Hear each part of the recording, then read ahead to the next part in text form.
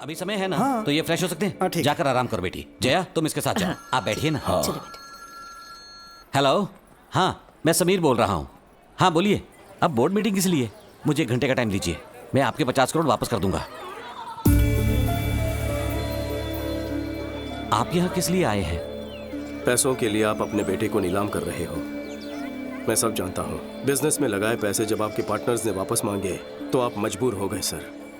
GK के साथ हाथ मिलाने के लिए उसी ने रुद्र प्रताप के साथ रिश्ता जोड़ने कहा। आप एक बार भैया से बात तो कर लेते।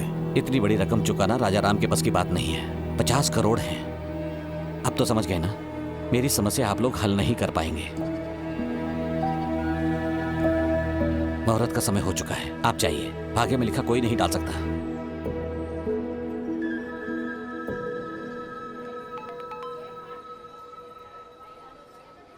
$50 करोड़?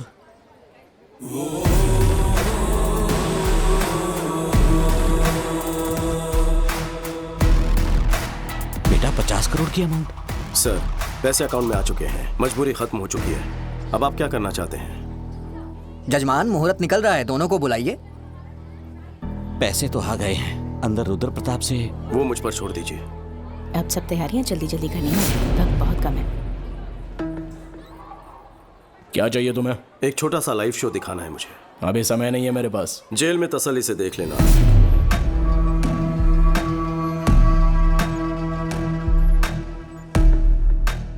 सीबीआई ऑफिस के बाहर मेरा आदमी है, उसके हाथ में पेन ड्राइव है। उससे मुझे क्या? उसमें तुम्हारा एक राज कैद है। अपनी बेनामी कंपनी से मेडिसिन सप्लाई करने के नाम पे कोलकाता पोर्ट से ड्रग सप्लाई करते हो, है ना? हाँ। 60 ग्राम भी वजन नहीं होता पेन ड्राइव का, लेकिन 6 करोड़ के स्कैम का सबूत स्टोर कर लेता है। बहुत ज्यादती है। क्या चाहिए तुझे? 30 सेकंड के अंदर अपने लोगों के साथ इस हॉल को खाली कर दो। और वो पेन ड्राइव? घर पहुंचते ही पेन ड्राइव तुम्हारे हाथ में होगी। चलो जल्दी निकलो, चलो चलो निकलो, टाइम नहीं है। चलो चलो जल्दी जाओ। अरे जाओ, बाद में बताऊंगा। आपसे एक छोटी सी मदद चाहिए सर। हाँ बोलो बेटा। जो सगाई आपने तोड़ दी थी, भैया को फोन करके कहिए कि रिश्ता जोड़ना चाहते हैं। इससे मुझे बहुत खुशी मिलेगी। Thank you. चलो। क्या हुआ, बड़ी खुश लग रही हो? चाचू ने प्रदीप के पापा से बात की, वो इस शादी के लिए मान गए हैं। सच में? विक्की क्या कह रही है ये? जो कहा सच है। कौन सी जादू की छड़ी घुमा दी? जादू से भी बढ़कर काम किया है। एक क्लिक में 50 करोड़। 50 करोड़? वही समधी जी ने कहा है कि 2 दिन में एंगेजमेंट कर लीजिए। कह रहे थे गलती हो गई, सगाई जल्दी कर लीजिए। 2 दिन का टाइम है, शॉपिंग करनी है, रिश्तेदारों को बुलाना है, बहुत सारी तैयारियां करनी है। भैया मेरी भी एक रिक्वेस्ट है। बोल। हमारे घर में शादी है तो क्यों ना हम भैरवी की फैमिली को बुला लें। उन्हें सिर्फ बुलाना है या फिर टाका भी फिक्स करना है? ए, कुछ भी मत बोल। बुलाना तो है ही, इसमें पूछने वाली क्या बात है? थैंक्स भाभी।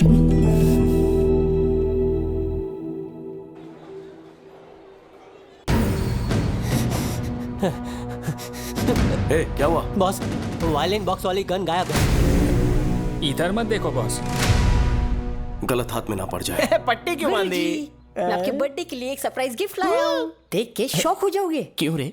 रणवीर सिंह का वो स्पेशल पोस्टर लाया है क्या? आप हमेशा ये सभी सोचते हैं। फिर क्या है? अपनी आंखों से पट्टी तो हटाइए। ओके, तुम मेरे सच्चे शागिर्द हो।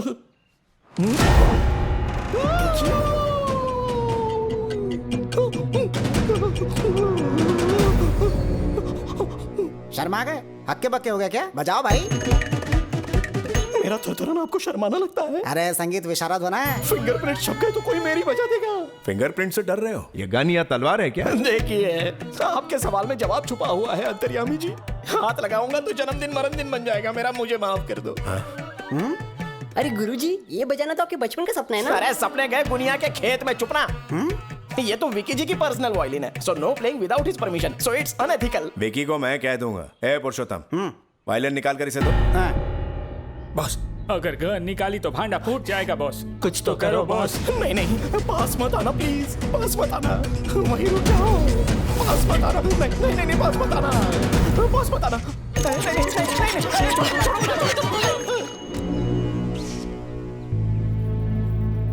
राजा राम जी, सब लोग हट जाओ वरना सबको शूट करने पर मजबूर हो जाऊंगा। इसी गन से मैं सबको मार दूंगा। आज मुझे सोचने वाली फीलिंग आ रही है। हाथ में वायलिन है, कोई मशीन गन नहीं। अरे ये तो वायलिन ही निकला। ये बॉक्स से निकल करके हाथ में कैसे आ गया? अरे आपने ही तो दिया, अंधेरे में कमाल कर दिया। वो आपने कॉकटेल वाला नारियल नहीं पिया ना, इसीलिए भूल रहे हैं। इतनी लंबी बुलेट। अरे गन उधर बुलेट इधर, तो बेचारा फायरिंग कैसे करेगा? चलिए जल्दी बुलेट दीजिए। ये लो भाई, और डालो। वायलिन की बाहों में जो फोड़ूंगा। नहीं मतलब मेरा मतलब बजाओ। बजाइए। ए हटे।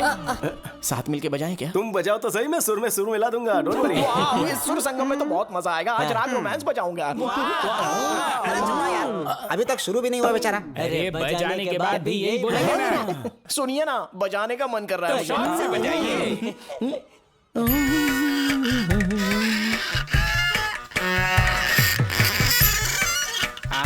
क्या बजाते हैं? बजा रहे कि घिस रहे? क्या बजा रहा है? कौन सा राग है? राग ऑफ रोमांस। बॉस विक्की, शादी में इनका एक म्यूजिक प्रोग्राम रखे तो? भैया हाँ बोलो। भैरवी की फैमिली आई। अच्छा अच्छा, राम शंकर, मैं फोन करता हूँ। लीजिए आ गए। नमस्कार। मैं आप सबसे माफी मांगना चाहता हूँ। वो किस लिए? लड़की के घर जाके लड़के वाले लड़की का हाथ मांगते हैं, यही रिवाज होता है, लेकिन मैंने आपको यहाँ बुलवाया। ये सब पुराने रिवाज हैं। वैसे भी हम लोग इसी शहर के हैं। यहाँ कदम रखते ही पुरानी यादें, इस मिट्टी की खुशबू ताजा हो गई। आपका धन्यवाद। धन्यवाद तो हमें कहना चाहिए। आपकी एक बात से हमें अपना विकी मिल गया। इससे बड़ा तोहफा और क्या हो सकता है? अरे ये क्या राजा है, रिश्तेदारों से यही बात करोगे? चलो अंदर अंदर आओ। चलो चलो बैग ले लो। आइए। तुम्हारी पसंद लाखों में एक है। सही कहा। वैसे उनकी फैमिली काफी अमीर लगती है। बिल्कुल सही बात है, लेकिन एक रिच फैमिली की लड़की एक फुकरे सुपरवाइजर से कैसे फंस गई है? ऐसा कौन सा मंत्र फूंक दिया उसने? क्या कहा? सुपरवाइजर? तुम्हें वो मंत्र क्यों चाहिए? तुम बंगले या फ्लैट में रहते हो? एक छोटा घर तक नहीं है। अरे बाप रे, एक छोटा सा भी घर नहीं है, लेकिन बातें तो बहुत बड़ी बड़ी कर रहा था ये। 4 पहिए की गाड़ी है? कार छोड़ो, सेकंड हैंड स्कूटर तक नहीं है। तो तुम्हारा गुजारा कैसे होता है? तुम्हारा कैसे होता है साले साहब? सुना वो क्या कह रहे हैं? जवाब दे। इतने सारे झूठ। इंक्वायरी बाद में करना, इसमें शराब की बदबू आ रही है, कल्टी ले। तो अभी डैडी को बताता हूँ। Daddy daddy daddy.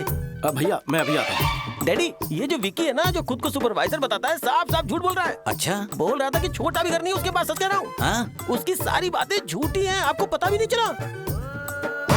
क्या बोला? बहरे के आगे बीन बजा रहा था मैं। पापा को बहरा बोलता है? ये वाली बात तो अच्छे से सुनाई देगी ना। आपको नहीं बतानी है, जिसे बतानी है उसी को बताऊंगा। चलिए जाइए। शुक्ला मामा। अरे सुन तो। शुक्ला मामा, सबकी क्या जाए? उधर जा रहा हूँ। शादी में कोई कमी नहीं। तुम्हारे दोस्त ने धोखा दिया है। कौन सा धोखा दिया? तुमने थोड़ी देर पहले अपने भाई से झूठ बोला था या नहीं? जिंदगी में कभी झूठ नहीं बोला। अगर तुम्हारी बात झूठी साबित कर दूं तो हर झूठ के बदले थप्पड़ खाओगे ना? उसे सच साबित कर दो तो 2 थप्पड़ खाने के लिए तैयार हूँ। शुरू हो जा। तुम्हारे पास ढेर सारे विलास है, तुमने अपने भाई से कहा, लेकिन तुम्हारे पास एक छोटा सा भी घर नहीं है। मैंने अपने कानों से सुना। अबे घोचू, मेरे पास कोलकाता में विलास हैं, लेकिन छोटा घर नहीं है। फिर तो मेरी बात सही है। क्या बोला? डबल धमाका। तुमने कहा कोलकाता में तुम्हारे पास ढेर सारी कारें हैं, लेकिन तुम्हारे पास स्कूटर भी नहीं है। ये झूठ नहीं है क्या? अबे बंगाली रसगुल्ले, कोलकाता में मेरे पास कारों की कतार है, लेकिन स्कूटर नहीं है रे। तो ये बात भी सही है। ब्रेक लगाओ। अपनी तो एक झूठ पे 2 थप्पड़ की बात हुई थी, एक्स्ट्रा क्यों मारा फिर? इधर देख, सब की तरफ से बोले थे। तुम लोगों का कनी तो बहुत कमजोर निकला। अपने बीच में तो ये बात हुई थी कि एक झूठ के बदले में 2 थप्पड़ खाने हैं। अच्छा। पर तुम लोग तो 3 हो। वैसे तो इडियट है, पर मैथ सॉलिड है रे तेरा। कैसा लगा? बात तो सही है, लेकिन हिसाब में जरूर कुछ गड़बड़ी है। मैं फिर से हिसाब करता हूँ। पर हम तो वेले हैं। पर मुझे तो काम है। पर हम तो वेले हैं। इसे कहते हैं और मुझे दबा के मार। सर, आपको हिसाब सिखाया तो आपने तो मारा ही मारा, लेकिन आपके दोस्तों ने फ्री में मजे ले लिए। अब आगे सर आप चाहते क्या है? हमें क्या चाहिए ठीक से समझाइए। Okay boss. सुन, ये बताएगा। भाई हमारे बॉस की 2 पॉलिसी है। वो क्या? पहली, उससे जो भी बंदा पंगा लेता है ना, उसको स्ट्रेचर पे लिटा के भेजते हैं। फिर उसके बाद तेरे जैसे आधे पागल को मेंटल हॉस्पिटल भेज के पूरा पागल बना देता। इसको रात को लेटाएंगे। तुम्हें तो मैं बाद में सबक सिखाता हूँ।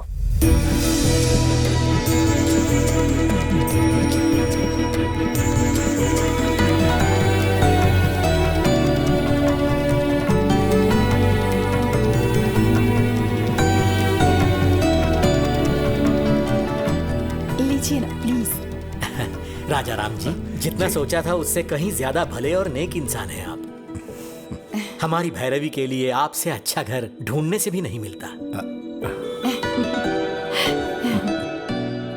जाने की अनुमति दीजिए। ये क्या बात हुई शुक्ला जी, आप लोग इतनी दूर से यहाँ पर आए हैं, ऐसे खाली हाथ जाने देंगे क्या? सगाई करके रिश्ते पर मोहर लगा के जाइए। घर के बड़े ने आज्ञा दी है तो मना करने का सवाल ही नहीं है, जैसा आप कहें। ये हुई ना बात।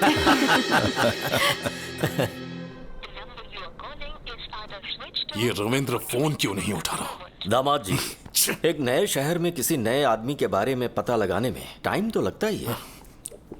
तुम इस तरह से उतावले क्यों हो रहे हो? रविंद्र आ गया सर। आ गया क्या?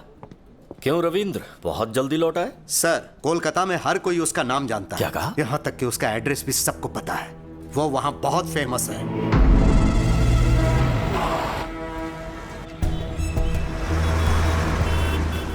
विक्की भाई हमारे काली घाट का छत्रपति शिवाजी है। मैं सीधे काली घाट के एरिया में पहुंचा।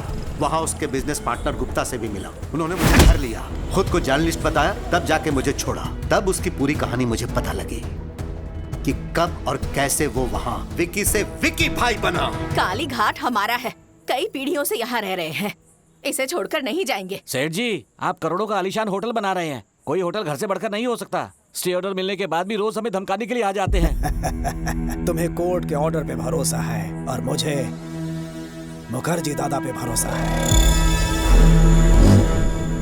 ये मुखर्जी मुझ पे भरोसा करने वालों के दुश्मनों को जिंदा निकल जाता है, और तुमने जिस विकी पे भरोसा किया है वो तो मेरे सामने खड़ा भी नहीं हो सकता।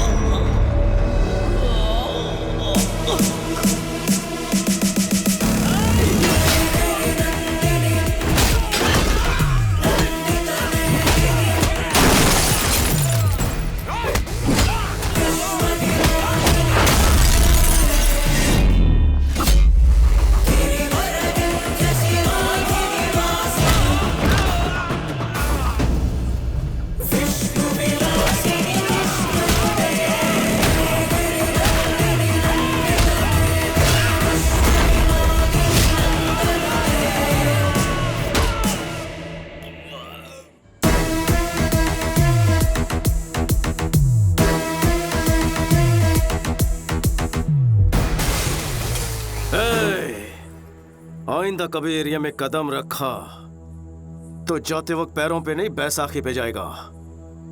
निकल। जब मैं भूखा था तो काली घाट ने मुझे खाना खिलाया, बेघर था तो मुझे रहने का सहारा दिया। अब इस काली घाट को बचाना मेरा फर्ज है, मैं पीछे नहीं हटूंगा। आप लोग बेफिक्र रहिए। शुक्रिया बेटा। ये आदमी तो समझ से परे है। कभी किसी ने इसे खाना खिलाया था तो उनके लिए ये अपनी जान दांव पे लगाने को तैयार है, और तुमने तो उसके होटल बंद करवाए।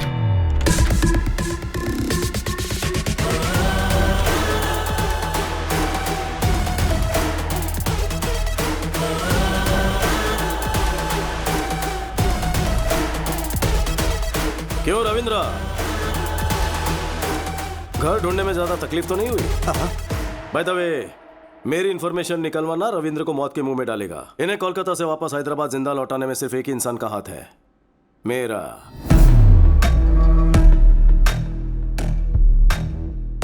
मैं क्या भला हूं सब समझ गए होंगे।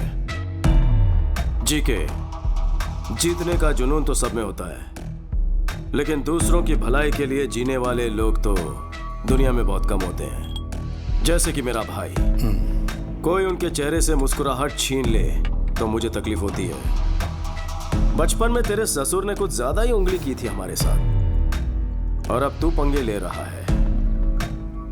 संभल जा जी के, मुझे गुस्सा मत दिला। क्यों रे, हुल दे रहा है क्या? बेहतर है कि गुस्सा मत दिला, नहीं तो भूचाल आ जाएगा। तेरी आंखों के सामने तेरी फैमिली की हर खुशी को और उनके चेहरे की हर हंसी को गायब कर दूंगा, और तू कुछ उखाड़ नहीं पाएगा। हंस ले, जी भर के हंस ले। लेकिन तेरे जिस आदमी ने होटल में जहर मिलाया था वो हमारे हाथ लग गया है। तेरी हंसी क्यों रुक गई? तेरे बंद करवाए होटल्स जब खुल जाएंगे, तेरे काले राज जब दुनिया के सामने आएंगे, तेरा एम्पायर इस बर्फ की तरफ पिघल जाएगा। घोल के पी जाऊंगा तुझे। देखा जी के, सिर्फ वार्निंग सुनकर तेरी हंसी मातम में बदल गई है। एक एडवाइस दे रहा हूं तुझे, अपनी हंसती हुई शक्ल की फोटो खिंचवाकर दीवार पर लगवा दे, क्योंकि आज के बाद तुझे सिर्फ रोना है, इसकी गारंटी लेता हूं। थोड़ा सा स्ट्रांग हो गया ना, कोई बात नहीं, गटक ले।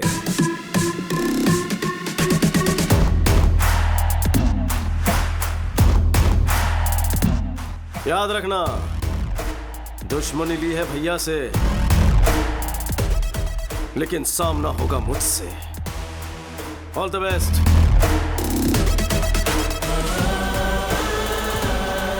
ब्रेकिंग न्यूज, राजाराम के होटल का जहरीला खाना खाकर अनाथालय के बच्चों की हालत गंभीर हो चुकी है।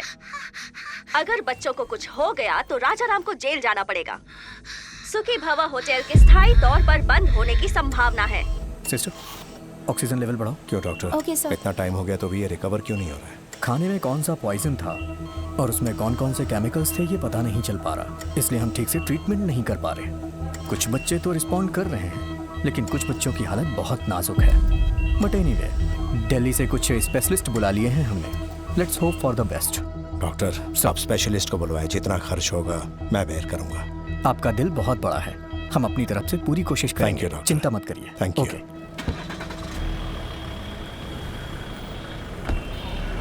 Okay sir. वकील साहब। हाँ?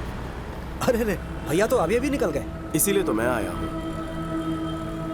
भैया के केस के बारे में डिस्कस करना है। उस दिन भैया के आश्रम में जो फूड पॉइजनिंग हुई थी, उस मामले में बच्चों को दिए खाने में कुछ हानिकारक केमिकल्स मिले हुए थे।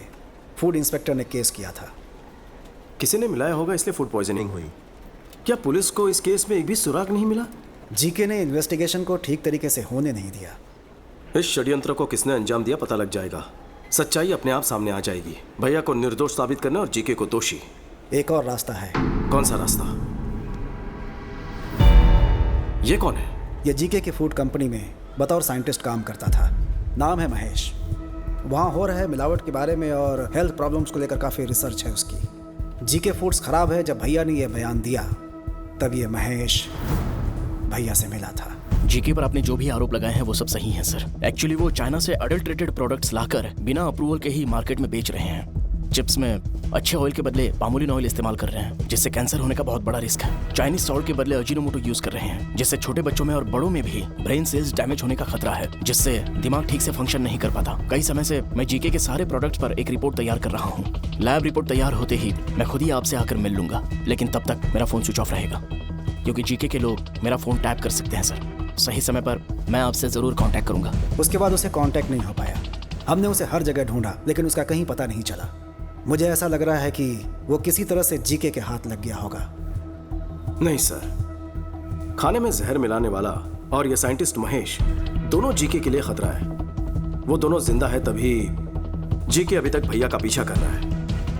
पहले जहर मिलाने वाले को ढूंढ निकालेंगे, तभी सच्चाई सामने आएगी। लेकिन जो भी करना है फाइनल हियरिंग के पहले ही करना होगा।